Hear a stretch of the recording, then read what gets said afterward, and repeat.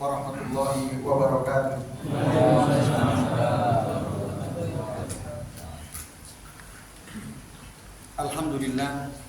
Alhamdulillahilladzi arsala rasulahu bil huda wa dinil haqqi yudhhirahu 'ala dini kulli wa kafa billahi shahida. Asyhadu an la ilaha illallah wahdahu la syarika lahu wa asyhadu anna Muhammadan abduhu wa rasuluh. Allahumma shalli wa sallim wa barik ala Muhammad wa ala ali Muhammad kama shallaita wa barakta ala Ibrahim wa ala ali Ibrahim fil alamin innaka Hamidum Majid. Rabbi shrah li sadri wa yassir li amri wahlul 'uqdatam min lisani yafqahu qawli. Amma ba'd. Bapak-bapak dan ibu-ibu serta jamaah sekalian, azan ya Allah wa iyyakum ajmain. Semoga kita semua yang hadir di majelis ini senantiasa dimuliakan Allah Subhanahu wa taala. Alhamdulillah Bapak Ibu, pada kesempatan malam ini ya kita masih bisa berjumpa kembali untuk bersama-sama melanjutkan ngaji kitab Al-Aqidah As-Safariniyah karya Al-Imam As-Safarini rahimahullah. Dan pembahasan kita pada kesempatan kali ini adalah tentang rezeki ya. Al-kalamu ala ar-rizki, pembahasan tentang masalah rezeki. Dalam bab ini ada 4 bait yang dituliskan oleh Al-Imam As-Safarini, mulai dari bait ke-70 sampai bait ke-73 ya. Bagi Bapak Ibu yang membawa kitab bisa dibuka di halaman 64 ya. Mari kita perhatikan Bapak Ibu dan jemaah sekalian. Allah Subhanahu wa taala penulis kitab ini ya, yaitu Al-Imam As-Safarini rahimahullah, beliau mengatakan war rizqu ma yanfa'u min halalin aw diddihi fahul anil muhali. Rezeki itu adalah ma yanfa'u, apa yang bermanfaat, min halalin, dari yang halal, aw diddihi, atau dari kebalikannya. Berarti kalau dari kebalikannya apa? Dari yang haram. Jadi dari yang haram juga itu rezeki. Setuju nggak Bapak Ibu dengan Al-Imam As-Safarini? Setuju ya? Yang haram juga rezeki itu. Jadi auditi itu atau kebalikan daripada yang halal, yaitu haram. Fahul anil muhali, maka jauhilah dari kesalahan. Artinya jangan sampai kita salah, keliru di dalam memahami masalah rezeki ini. Jadi Al-Imam As-Safarini ingin menegaskan bahwa semua yang bermanfaat untuk seorang hamba atau untuk makhluk itulah rezeki, baik dari yang halal maupun dari yang haram. Ini Bapak Ibu dan jemaah sekalian rahimani rahimahullah. Karena rezeki itu adalah pemberian dari Allah Subhanahu wa taala, dan Allah itu Ar-Razzaq ya, Sang Maha Pemberi rezeki. Jadi semua rezeki itu ya dari Allah. Semua pemberian yang dirasakan oleh manusia itu dari Allah Subhanahu wa taala. Nah, di dalam Bapak kitab yang ada di hadapan Bapak Ibu ya, di catatan kaki dijelaskan pada poin yang 70 ini dikutip perkataan Syekhul Islam Ibnu Taimiyah, war rizqu yuradu bihi syai'an. Rezeki itu yang dimaksud dengannya adalah 2 perkara, kata Syekhul Islam Ibnu Taimiyah. Ahaduhuma, yang pertama, ma yantafi'u bihil abdu, sesuatu yang bermanfaat bagi seorang hamba, itu rezeki. Yang kedua, wasani ma yamlikuhul abdu, sesuatu yang dimiliki oleh seorang hamba. Nah, ini. Fahada as-sani huwal madhkur fi qawlihi wa mimma razaqnahum yunfiqun. yang disebutkan dalam Al-Quran surah Al-Baqarah ya, wa mimma razaqnahum yunfiqun, dan dari apa-apa, dan mereka menginfakkan dari apa-apa yang kami rezekikan kepada mereka. Ini masuk kategori ar-rizq as-sani, rezeki dalam makna yang kedua, yaitu yang dimiliki oleh seorang hamba. Begitu juga wa anfiqu mimma razaqnakum, dan nafkahkanlah apa yang telah kami rezekikan, sebagian dari apa yang telah kami rezekikan kepada kalian. Wa hadza huwal halalul ladzi barakahullahu iyyahu. Nah, ini juga adalah rezeki halal yang Allah berikan menjadi miliknya. Ini juga rezeki dalam arti yang kedua, rezeki yang dimiliki oleh seorang hamba. Adapun rezeki dalam arti yang pertama, itu ayatnya ada di dalam Al-Quran ya, yaitu dalam surah Hud ayat 6. Kalau Allah Ta'ala berfirman, wa ma min dabatin fil ardi illa 'ala Allahi rizquha, dan tidak ada sesuatu yang merangkak di atas muka bumi kecuali ya, sudah dijamin oleh Allah. Allah lah yang akan menjamin rezekinya. Wa ya'lam mustaqarraha wa mustaudaha. Allah tahu ya, tempat kediamannya, dan Allah juga tahu tempat penyimpanannya. Kullun fi kitabim mubin, semua sudah tercatat di dalam kitab Lauhil Mahfuz yang jelas. Nah, kata illa 'alallahi rizquha, kata rezeki di sini ini adalah makna rezeki yang pertama, yaitu sesuatu yang bermanfaat bagi seorang hamba. Ini Bapak Ibu dan jamaah sekalian rahimani wa rahimakumullah, menurut keterangan dari Syekhul Islam Ibnu Taimiyah.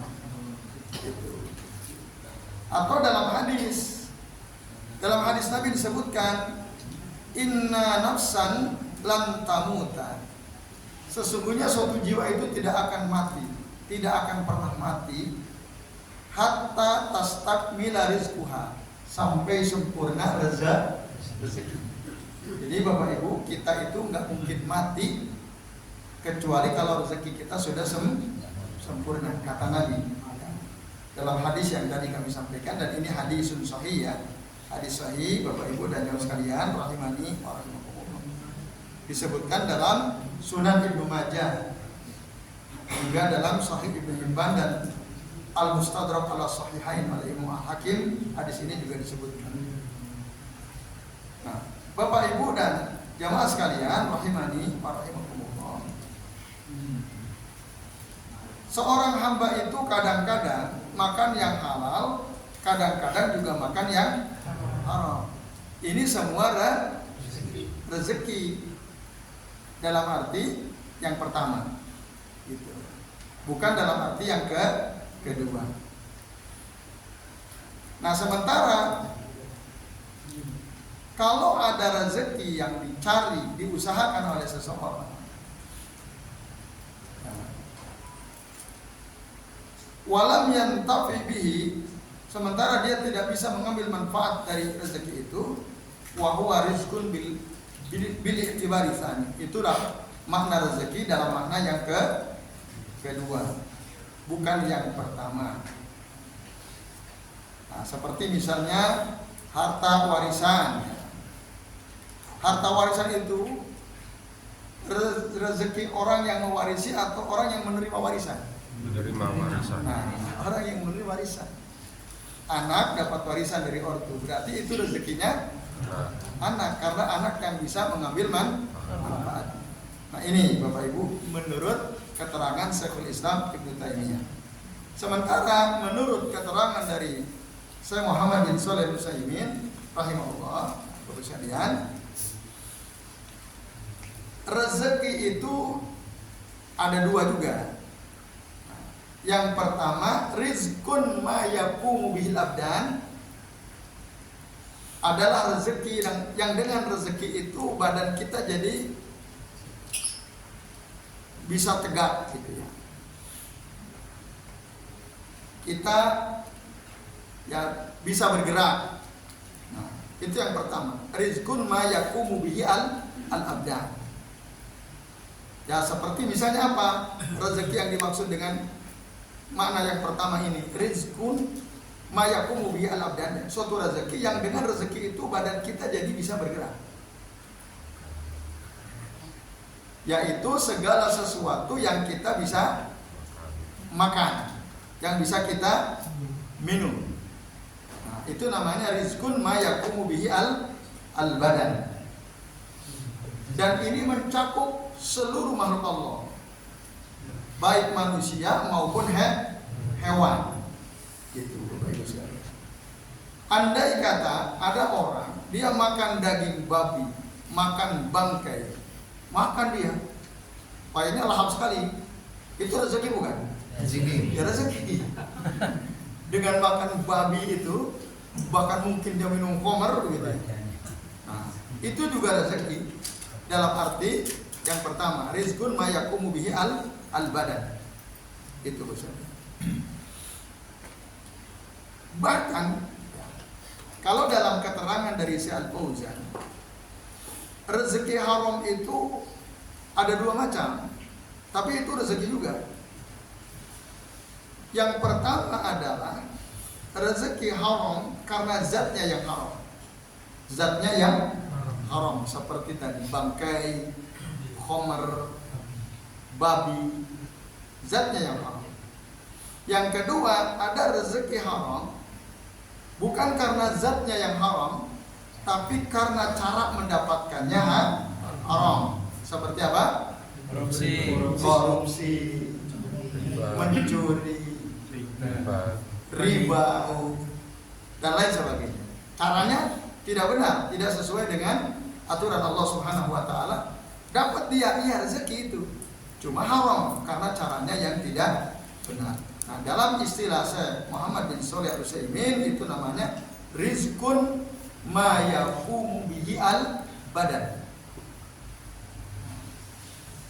Ini istilahnya berbeda ya dengan istilah dari Syekh Islam Ibnu Taimiyah. Kalau Syekh Islam Ibnu Taimiyah mengatakan ada dua juga, tapi menurut istilah beliau, satu rezeki yang seorang hamba bisa mengambil manfaat, yang kedua rezeki yang dimiliki oleh seorang hamba. Contoh Bapak Ibu, ada nggak di antara kita nggak punya mobil tapi bisa naik mobil? Bisa. Banyak. Nah itu rezeki, bisa naikin mobil itu rezeki. Cuma dia punya atau tidak mobilnya? Tidak. Tapi dia bisa mengambil manfaat dari mobil itu? Bisa. Nah, itu menurut Syekh Islam Taimiyah namanya rizqun mayan tapi ubihi al-abad.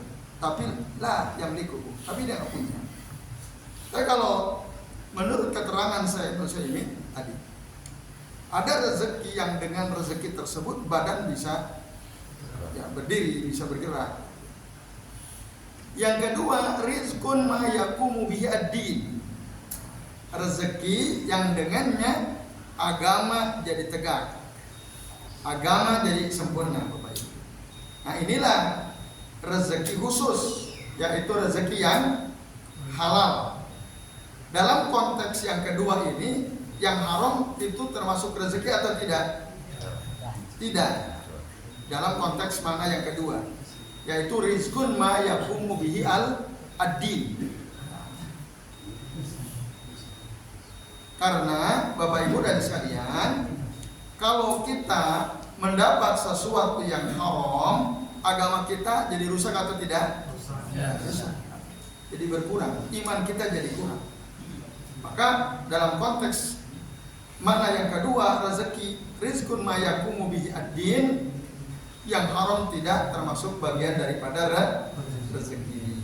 Nah, jadi apa yang dimaksud oleh Al-Imam As-Safarini dalam bait yang ke-70 ini adalah makna yang rizqun ma yaqumu bihi al-badan atau rizqun ma yaqumu bihi ad-din.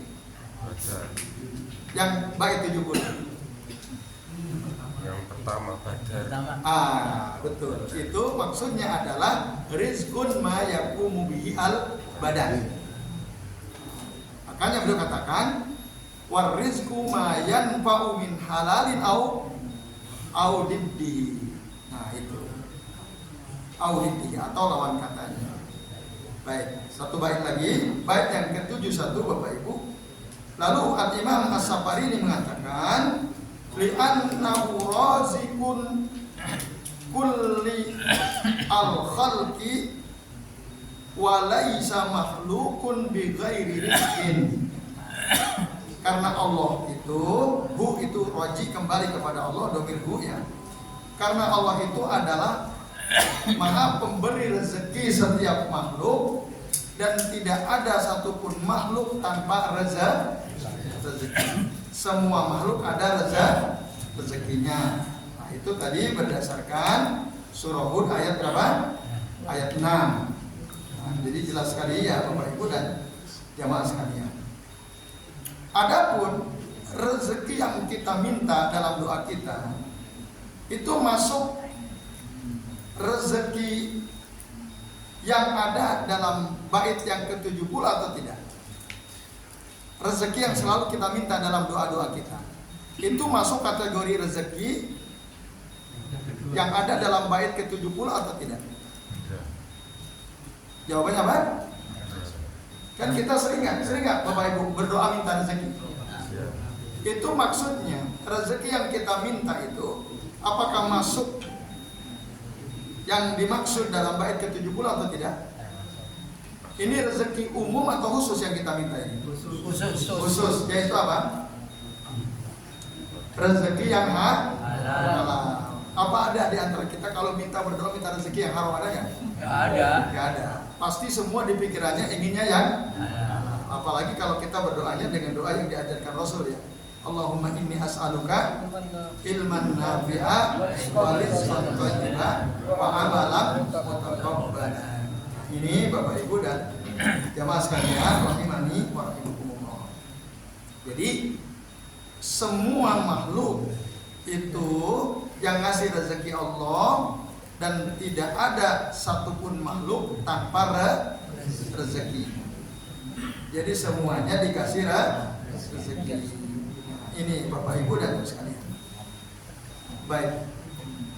Ini bel tanda listrik habis atau tanda isya ini? Listrik habis. Tapi juga sudah masuk waktu isya kayaknya ya? Sudah masuk. Kalau gitu isya dulu deh. Ya, monggo Pak Tri atau yang bertugas silakan aja isya dulu, nanti insya Allah kita lanjutkan.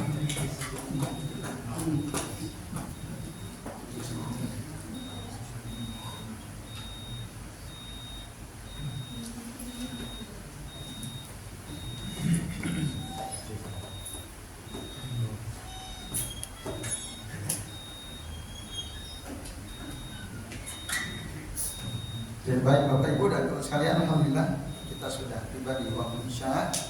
Kita lanjutkan sedikit lagi ya bait ke-72 dan 73. Qala al-mu'allif rahimahullah, yani al-Imam As-Safarini, wa may yamut bi qatlihi minal bashar aw ghairihi fa bil qada'i wal qadar. Dan barang siapa orang yang mati bi qatlihi dengan dibunuh minal bashar dari manusia au ghairihi atau selainnya fabil qada'i wal qadar, maka itu dengan ketetapan dan takdir dari Allah Subhanahu wa taala. Nah, Bapak Ibu dan jamaah sekalian, maksud daripada bait ini adalah orang itu ya, mati bisa dengan berbagai macam cara.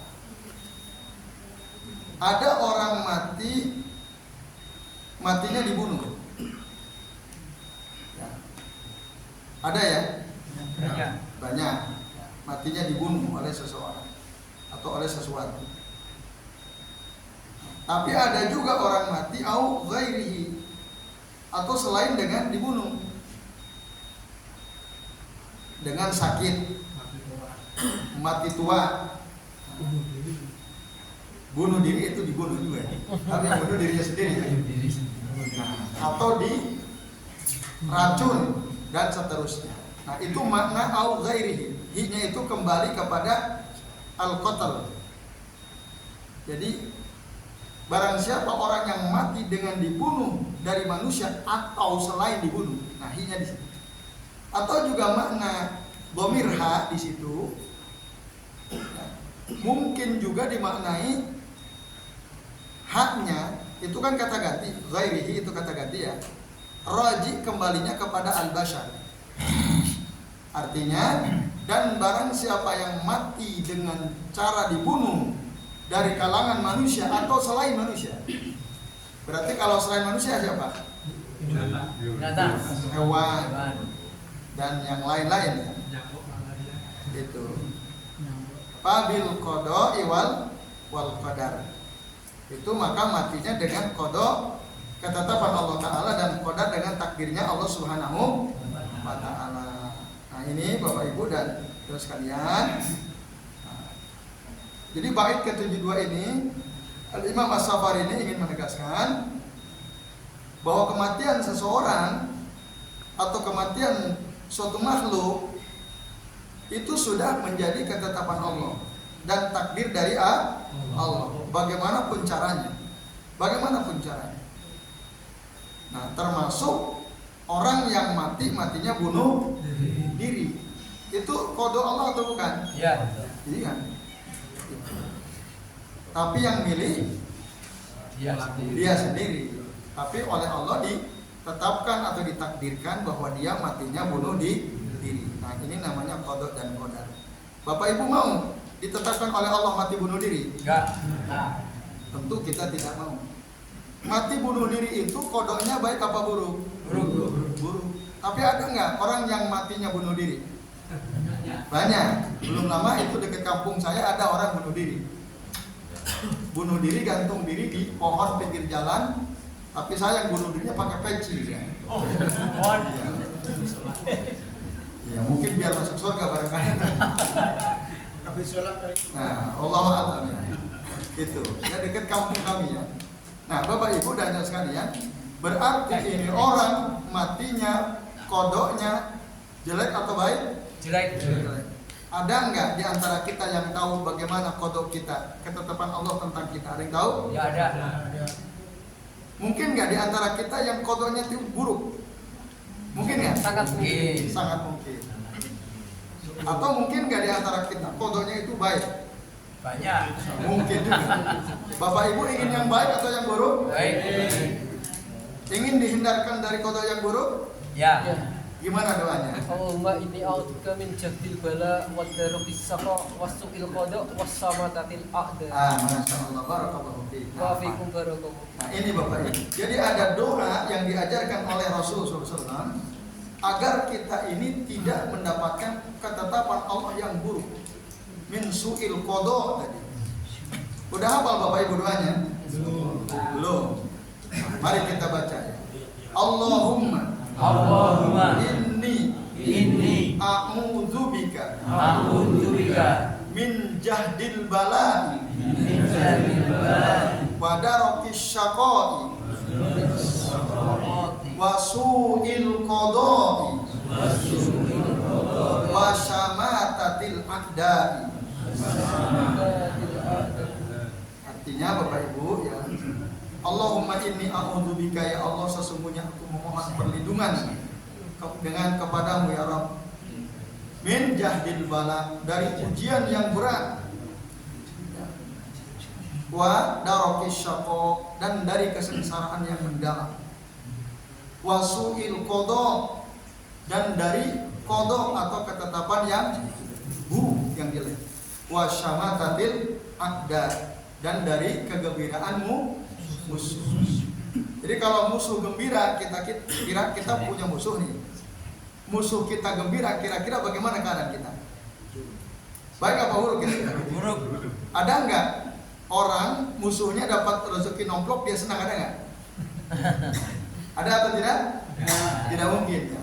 Musuh itu senang kalau musuhnya dia mendapatkan hal yang jelek-jelek, yang buruk-buruk. Nah, maka Nabi Bapak Ibu mengajarkan, Nabi SAW mengajarkan doa penting agar kita berdoa kepada Allah, membaca doa tadi. Agar apa? Salah satu diantaranya agar kodok kita itu baik, dilindungi dari kodok yang buruk. Nah, termasuk kematian itu adalah kodoknya Allah Ta'ala. Kapan kita mati bagaimana kita mati itu semua sudah ditetapkan oleh Allah Azza wa Jalla. Nah, itu makna wa man yamut bi qatlihi minal basari aw ghairihi fabil qada'i wal qadar. Wa lam yakut min rizqihi walal ajal syai'un pada ahlad dhalali wal khatar. Tidak akan luput rezeki seseorang, begitu juga ajal seseorang, sedikit pun tidak akan luput. Maka tinggalkanlah orang-orang yang sesat. Artinya apa? Pada bait yang ke-73 ini, Bapak Ibu dan jamaah sekalian rahimani wa rahimakumullah, rezeki yang sudah ditetapkan Allah itu pasti sampai kepada si hamba. Setiap hamba pasti sampai. Maka nggak boleh kita mengatakan begini, Bapak Ibu. Kalau ada orang meninggal sebelum makan siang, misalnya meninggal sebelum makan siang, padahal mungkin dia keluarganya sudah memasak masakan enak ya untuk si orang yang meninggal ini, atau mungkin teman-temannya punya rencana kita makan bersama nanti makan siang. Ternyata salah satu dari kawan-kawan yang mau makan bareng ini meninggal, entah itu kecelakaan atau mungkin kepleset di kamar mandi gitu ya, meninggal. Lalu kita bilang, andai kata dia tidak meninggal sebelum zuhur, pasti dia bisa menikmati nih gurame bakar yang kita sudah siapkan ini. Lagi ngobrol gitu kan, pas makan bareng-bareng. Itu gak boleh. Kenapa? Karena rezekinya udah nyampe semua. Berarti gurame goreng bahkan yang mungkin dia ikut turunan, bukan rezeki dia. Iya, itu bukan rezekinya. Itu. Jadi rezeki itu sudah sempurna, Bapak. Ketika seseorang itu mati, rezekinya sudah sempurna. Maka tadi kata Nabi, inna nafsan lan tamuta hatta tastakmila rizquha. Sesungguhnya satu jiwa itu tidak mungkin akan mati sampai sempurna rezekinya. Juga ya, kita tidak boleh bilang begini, Bapak Ibu sekalian. Ini kata saya ingin ya.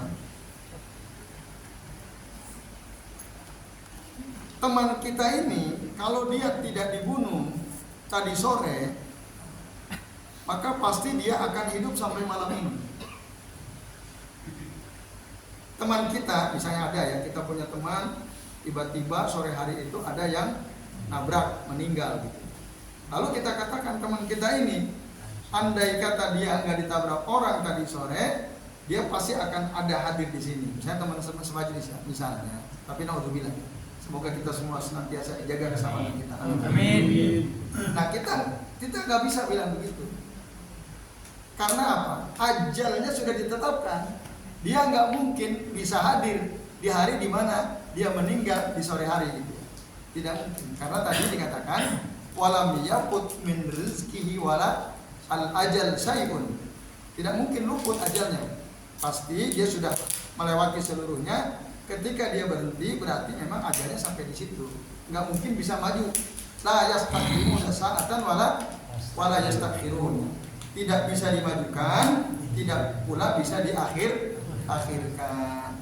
Nah ini Bapak Ibu dan jamaah sekalian rahimani wa rahimakumullah, penjelasan terkait bait yang ke-72 dan 73. Maka di antara perkara penting yang perlu digarisbawahi Bapak Ibu dan jamaah sekalian, karena rezeki kita sudah ditetapkan, ajal kita sudah ditetapkan, apa yang bisa kita lakukan? Berdoa, berusaha dan berdoa. Ya, karena kita tidak tahu kan ketetapan Allah tentang rezeki kita itu seperti apa. Ada yang tahu nggak sampai akhir hayat kita? Tidak ada yang tahu. Pun begitu dengan ajal, tidak ada satupun dari kita tahu kapan ajal dia akan tiba, ya batas akhir hidup dia akan tiba. Maka beramallah terus ya sebaik mungkin, berikhtiarlah sambil terus berdoa kepada Allah Subhanahu wa ta'ala. Nah, terkait dengan masalah rezeki ini, Bapak Ibu, kata Nabi dalam hadis sahih riwayat Muslim, apa kata Nabi? Ya, ihris ala ma yanfa'uka wasta'in billah wala ta'jaz. Semangatlah ya, ihris, semangatlah untuk mendapatkan apa yang bermanfaat bagimu. Berarti semangat mencari rezeki. Terus semangat Bapak Ibu. Ya. Tapi wasta'in billah, mintalah pertolongan kepada Allah. Wala ta'jazan, dalam ayat yang lain wala ta'jazan, dan janganlah kamu lemah. Artinya ketika kita berusaha gagal, bangkit lagi. Gagal lagi, bangkit lagi.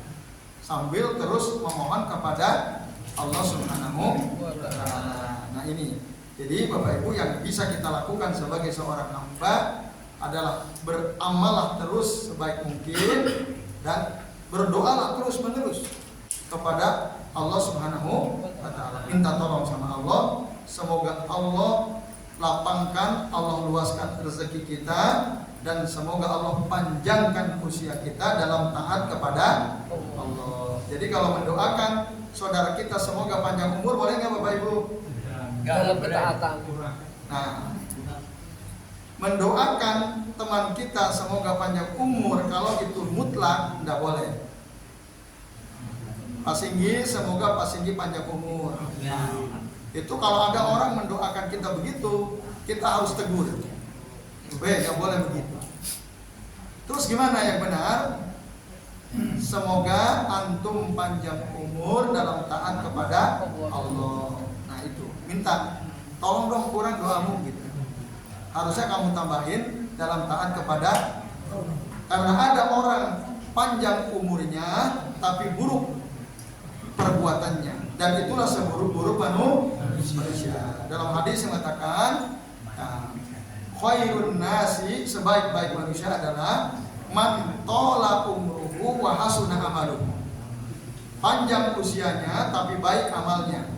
Wasarun nas, dan seburuk-buruk manusia adalah man tola umruhu wa sa'a amaluhu, panjang usianya tapi buruk amalnya. Nah itu, oleh karenanya kalau kita mendoakan teman kita, saudara kita atau siapapun supaya panjang umur, tambahi dengan semoga panjang umur dalam taat kepada Allah Subhanahu wa ta'ala. Jadi saya kira demikian Bapak Ibu.